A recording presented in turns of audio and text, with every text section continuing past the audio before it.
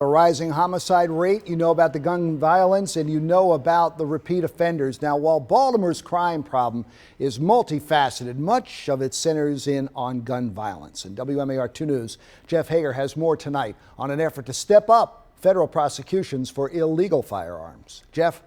Longer prison sentences and no parole. The U.S. Attorney expands a program to get Baltimore's most violent criminals off the street.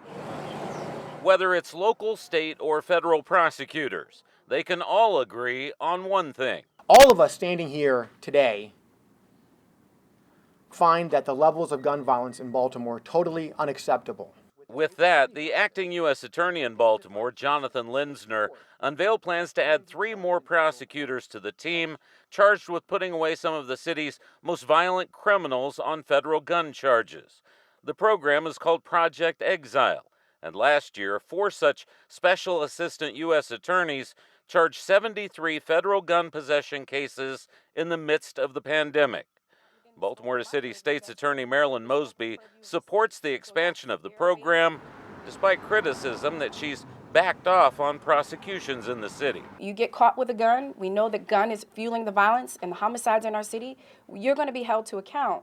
However, if you're caught with weed, we're not going to prosecute that because that's something that has nothing to do with public safety. And as we've all already agreed, I can tell you from the mayor and the commissioner, our resources coming out of this global pandemic should be used for violent offenses. Under the program, investigators can also use a federal ballistics database to help tie illegal weapons to other unsolved crimes. Reporting in downtown Baltimore, Jeff Hager, WMAR 2 News. So what's the governor think about this? Well, he shared his approval of Project Exile's expansion. He sent out a statement saying, in part, quote, "I have repeatedly stressed the need for real action to get the shooters and murderers off the streets of Baltimore City. This is an important step, and we are committed to doing everything we can to address the violent crime crisis in our largest city."